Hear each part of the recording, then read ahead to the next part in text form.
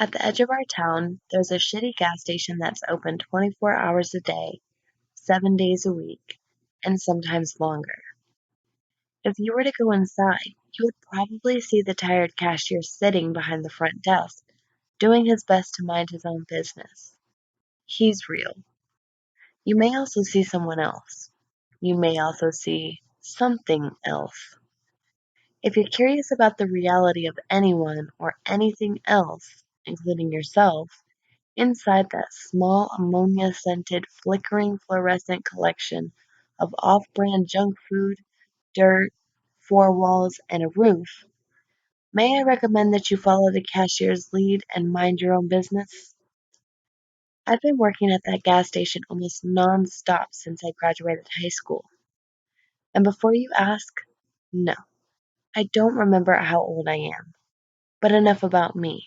Let's get back to the interesting thing, the gas station. I spent a decent amount of time yesterday at the start of my shift trying to decide which story would be worthy of being my first document to the world. Anytime I tell someone outside of the gas station anything about what happened therein, I know what to expect. People don't believe it, or people don't want to believe it. Imagine the difficulty I have trying to call the sheriff's station 3 times in a row to report that half of a pig broke into the store and is currently running amok, breaking things and screaming with the voice of an old woman. Yes, I meant half of a pig. Yes, a pig. The front half. No, this isn't a joke. I'm at the gas station. What do you mean, which gas station? The shitty one at the edge of town. You must be new. Can I please talk to someone else? She finally put me through to Tom. Tom is the sheriff's deputy that drew the short straw all those years ago and had to come out to the gas station for the first time, back before his hair was white. He's been in enough times now that all I have to say when he picks up the line is, "It's half a pig. It won't stop screaming and I can't catch it." And then he grunts, mutters something about that being pretty frickin' weird, and then drives out to help me catch it. Tom is a good guy. I asked around, but nobody knew where the pig had come from. This was back when Farmer Brown was still alive, and he came down to take a look and provide his expert opinion. According to Farmer, the pig had somehow been chopped down the middle, but miraculously none of the important organs were hit. Nothing supernatural about it, just really unusual. It stayed at the local elementary school as a kind of mascot for the summer, before a scientist and his team from somewhere up north offered the school $1,000 to let them take it. For science, I suppose. Anyways, I don't mean to ramble, but my point is that it's hard to believe some of these stories if you haven't been inside the gas station at least once.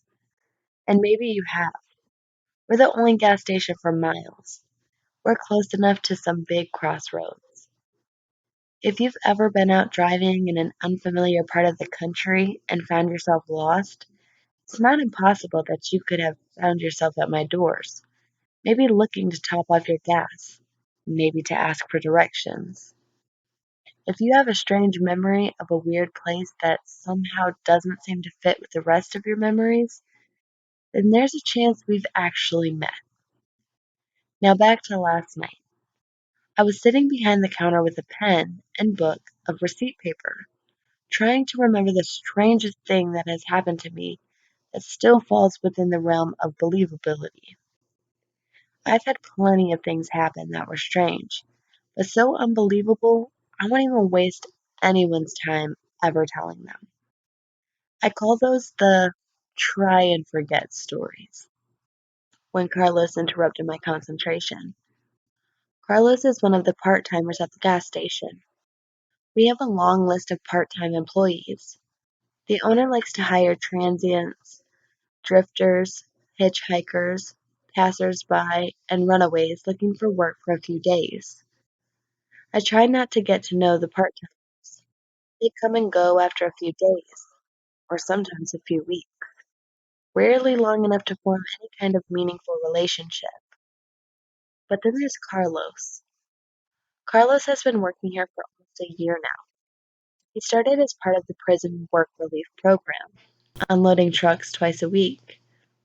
He was the only one of the 12 prisoners that didn't disappear during a freak snowstorm last December, but that's none of my business.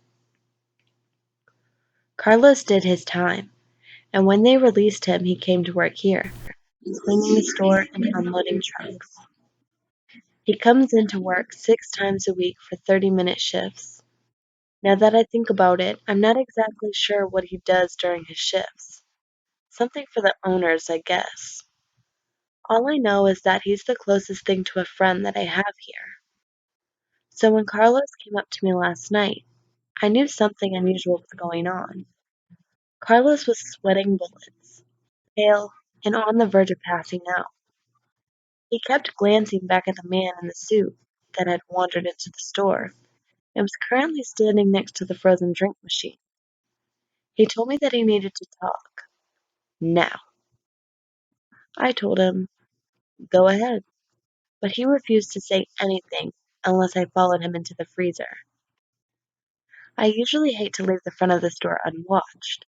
We have the occasional shoplifter. Plus there was that one time that Rocco got in and made off with 2 cases of cigarettes. But Carlos seemed serious, so I made an exception for him. Once we were in the sub-freezing safety of the walk-in cooler, Carlos asked me if I had seen the guy in the suit. I said yes. I saw him. He asked if I knew the guy. I said yes, I'd seen the guy around town. His name was Kiefer. He was running for some kind of office. I can't remember which one, and stopped by the gas station every now and then. He drove an old black SUV that only took premium. I didn't know him much from in town, but he was definitely local. His picture was framed in my high school's trophy case for one of those sports competitions he had won years and years before I got there. We only have so many things to be proud of, I suppose. I knew of Kiefer, but we weren't exactly acquaintances. I told all this to Carlos, who shook his head and said, no, that can't be Kiefer.